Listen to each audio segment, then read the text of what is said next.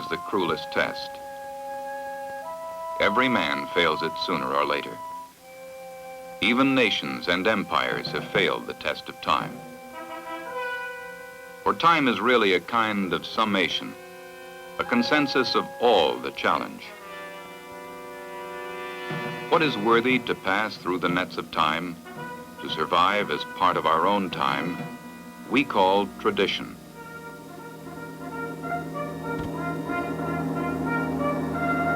Tradition outlasts men and nations.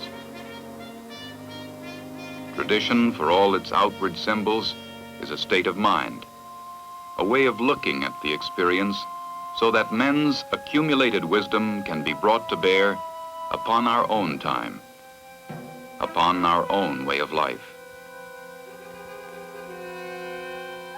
Things change. Tradition persists. Perhaps we are making traditions of our own, good enough, worthy enough to pass the harsh test of time. Perhaps. We serve the world to come only as we honor the world that has gone before.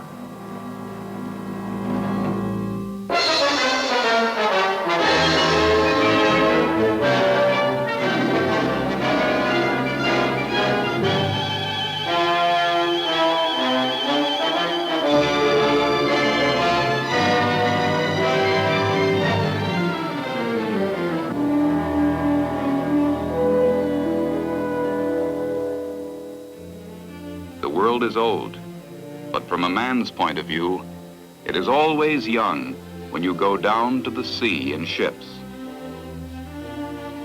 When you join the fraternity of seafaring men older by thousands of years than this very nation.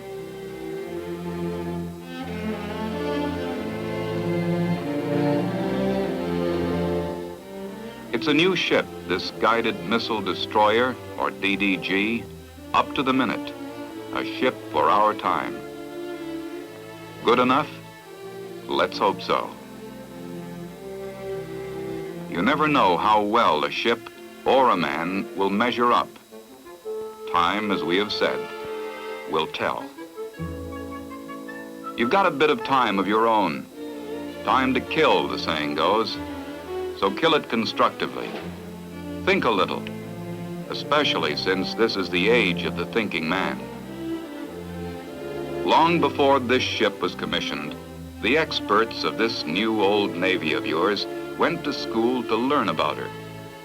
Technical education is one of those relatively new customs in the Navy, which, every indication has it, will stand the test of time and become traditional. What surprises even the experts is how the ship reflects the age we live in. Its technology is not just modern, it's almost futuristic. If you learn how to make this ship dance to your tune, there's little in this technological age that will be beyond your grasp. Even after commissioning, the DDG, or any other ship for that matter, has to undergo about 6-week shakedown, during which it faces the problems of battle itself, insofar as our best naval minds can foresee the rather unforeseeable future. To simulate actual warfare, to analyze what man and ship did that was right and what was wrong, to inspect, to probe, to shake men and material up, as it were, is a mild summation of the rigors of first testing. So the ship has been certified fit for combat, and the men aboard her, that too is tradition. For men have learned that the best fighting is done by trained men, even if they've trained themselves. Go aboard then, and honor the tradition of command and love of country. The ship cuts through these tidal waters of Virginia. Over these very waters, in another age, sped a fleet of French fighting ships up from the West Indies, commanded by Admiral de Grasse, to do battle against the nation called, with good reason, Mistress of the Seas. against which the American general had fought a long up and down fight. Victory at sea on that day in the year 1781 meant a British surrender at Yorktown and the birth of something new in the family of nations. These home waters of history give way to the greater Atlantic. Today, as ever before, a special neighborhood of the sea. A much-traveled place where most of the 9,000 ships that plied the seas at any given moment move back and forth with the raw materials and commerce we need to live, let alone prosper.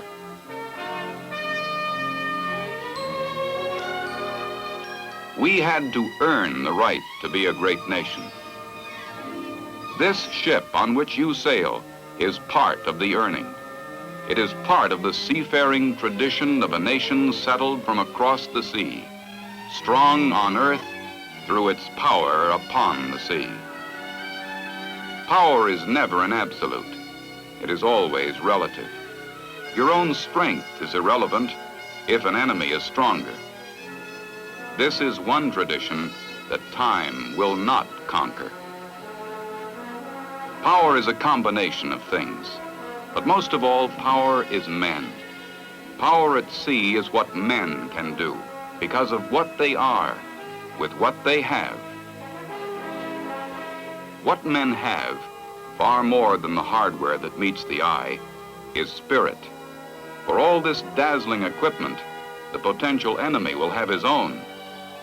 Power being relative, spirit makes the difference.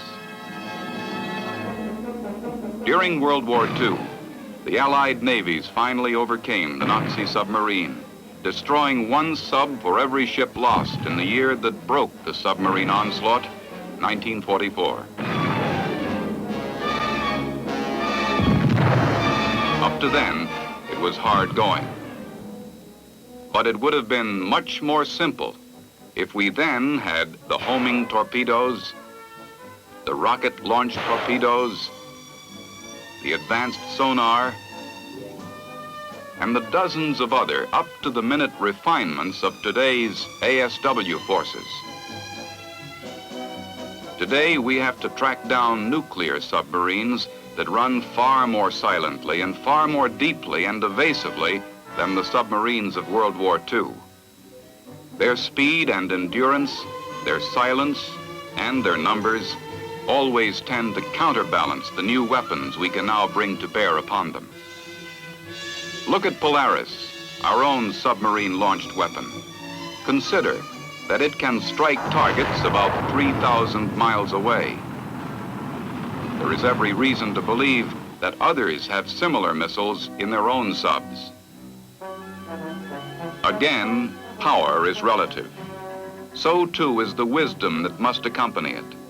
Fighting men can only reflect the wisdom, the rightness of the cause, and the way to win for it that springs from the nation that commands the fighting forces. And so you stand before the controls of destructive weapons, beyond the imagination of your father's generation, who fought upon this sea in what to you must seem another age. But the buttons have no wisdom of their own. The great computers here or on dry land are but a maze of electronic circuits that take the donkey work out of remembering details and doing routine calculations. Yes, it is a thinking man's world, this continually puzzling planet of ours. It is, therefore, a thinking man's navy. You've got to know things today as an enlisted man that officers didn't know just a generation ago. Not only your country, right or wrong, but your world, good or bad. What would your mates of yesteryear think to see you now getting college credits during a seagoing correspondence course? You can be sure those seagoing ancestors would note some difference in the way they were recruited and the way you were. Are there midshipmen more resplendent today than those of yesteryear? When Captain Bligh called the midshipman the lowest form of life in the British Navy, certainly he exaggerated. The sea tradition was long a borning. In times of old, a Persian king, Xerxes by name, sat upon a special throne to look down upon the cataclysmic battle of Salamis, where his navy fell before the fighting spirit and wisdom of Greece. When our own John Paul Jones in Bonhomme Richard grappled with British Serapis, the fighting was bloody and hand-to-hand. It called for and bred a special kind of man. Perhaps no man alive has seen an admiral up in the rigging as was David Farragut at Mobile Bay in 1864. And in our own time, Nimitz and Halsey peered figuratively over the vastness of the Pacific and lived and died 1,000 battles on that troubled ocean where Americans paid in blood for victory at sea. Where pivotal and epic clashes, Coral Sea, Midway, Guadalcanal, hinged the great swing across the Pacific to end on the decks of a battleship called Missouri in Tokyo Bay.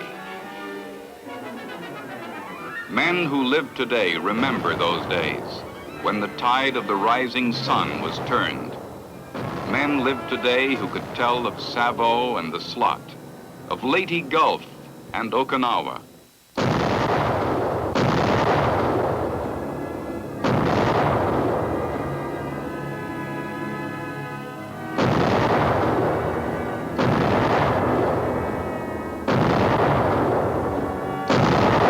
Of the beachheads in hell on terrible Iwo, every single amphibious landing resulted in victory. But there was always the price. Their reward was a nation second to none, the nation you defend today. Red Alpha, this is Green Alpha. Immediate execute. Station, starboard, niner. I say again, station, starboard, niner. Stand by. Execute. Over. This is Red Alpha. Roger out. Guide bears 240, range 3,500 yards. Today, in a thermonuclear age, you need the same fighting spirit and then some. You too are at the point of a lance, ready to go in harm's way, even though the potential killer is far beyond the horizon of sight, letting go a guided missile at you. General quarters, all hands man your battle stations.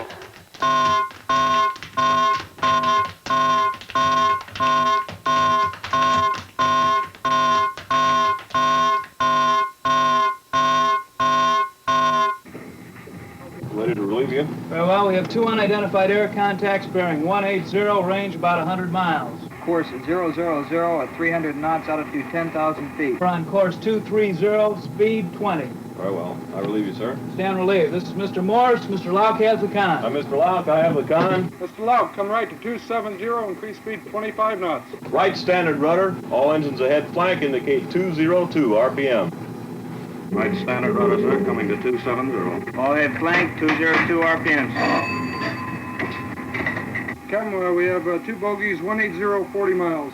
Has combat determined a course speed and altitude on the bogies? Yes, sir, we have them on course 000, 300 knots, 10,000 feet. Very well. Have you commenced maneuvering to unmask the batteries? Yes, sir, coming right to 270. Very well.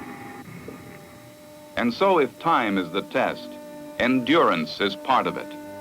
As the man proves himself time after time, so does the nation. Perhaps all men are not yet brothers upon this troubled earth of ours, but the sea imposes its own brotherhood, the comradeship of the long living tradition, the fraternity of the ship, the ongoing individualism of the sailing man. Even when the machines wink out their suggestion that sophisticated hardware might make button pushers of us all.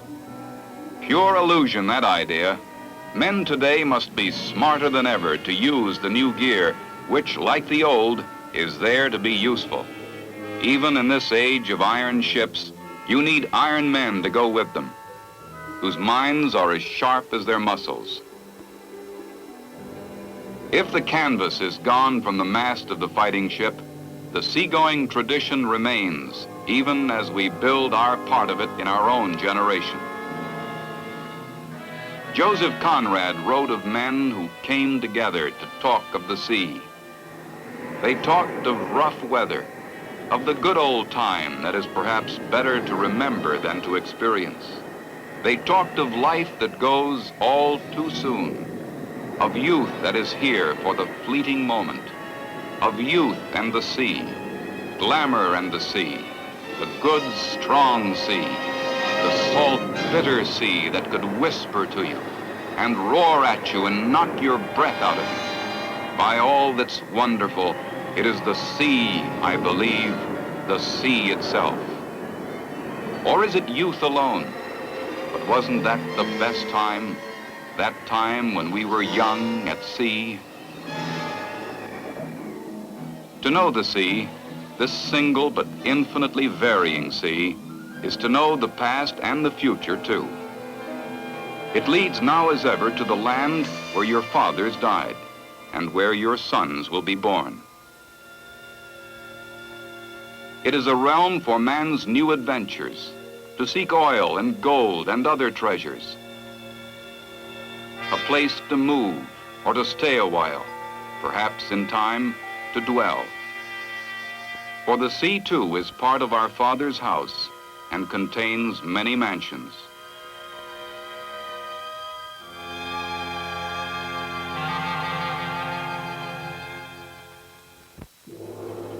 Even as ocean science opens up new prospects for things to do within the sea, such as oil fields on the ocean bottom, where men can go, stay, work, and live to get a job done.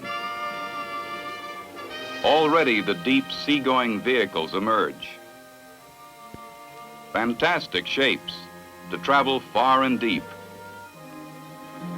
to explore this realm that is so new to men.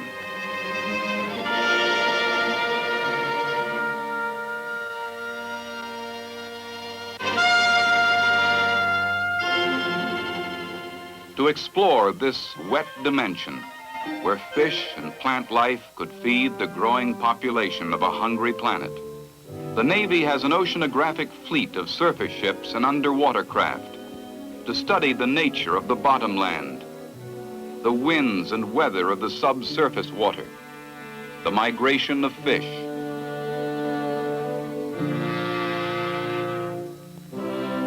To listen to the nature of sounds within the waters, to find what nature has for sonar, to find ways of communication in the ocean depths.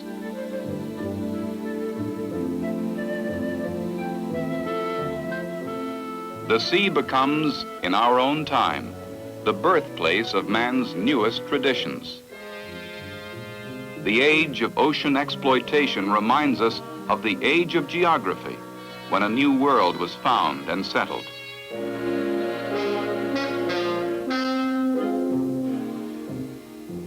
Just as the protection of great navies nourished the seaborne commerce of earlier days, so today, a newer navy protects and encourages the notion to explore, to prospect, to use, to dwell within this newest of man's frontiers upon the planet, and perhaps his last.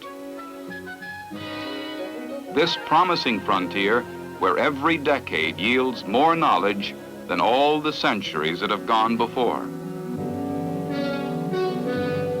In time, the science of aquaculture will see underwater farms where plants and fish are cultivated and harvested for a protein-hungry world. This new side of sea power strikes the imagination of scientists and engineers, of businessmen and mathematicians, of agronomists and mineralogists, of lawyers and diplomats, as well as sailors. For sea power now means ability to use the oceans for man's newer purposes in an age of explosive change. A new tradition coming to fruition in our times.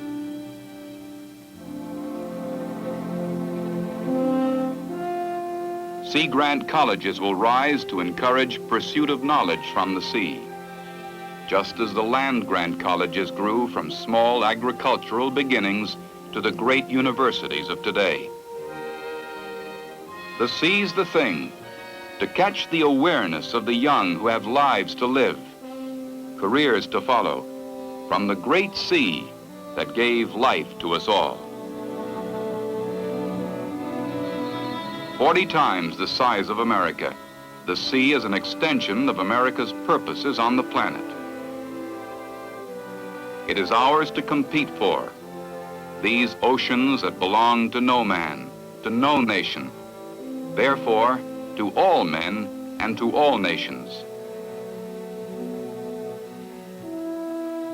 The sea's domain stretches from as far beneath the ocean's bottom land as future seagoing miners can dig.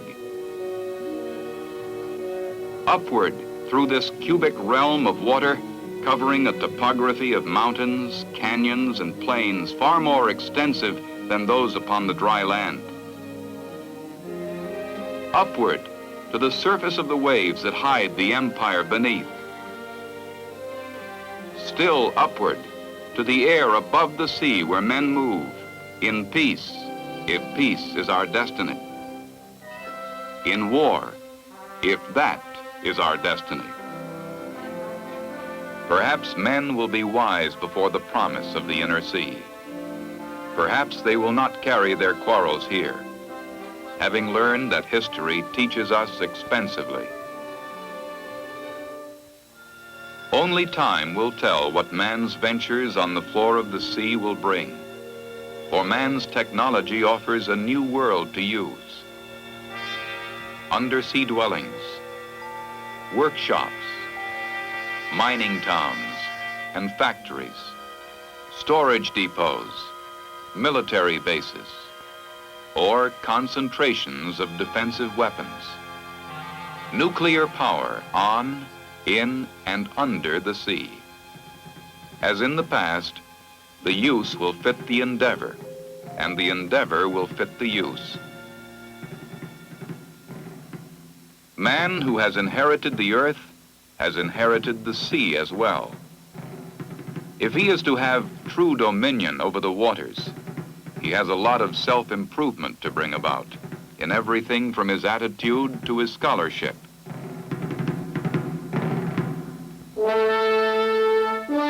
The sea abides, but it doesn't care. It is up to us, the people of the earth, to explore the new sea with the same humility, yet with the same fervor with which we presume to adventure into outer space. A far more distant place than this, whose new shores are at our feet.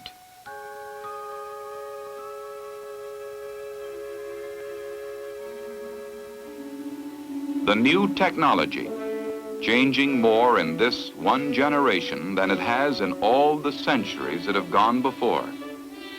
From shaking sail to white-hot cores of nuclear reactors. One thing is certain, the Navy is attuned to the pace of the age. This ongoing revolution is part of the very air it breathes. Throughout this changing realm of ocean land, the sea's domain, men are beginning to see the future's promise. In this far from perfect world, nations have much to learn before they can live together as a family of friends.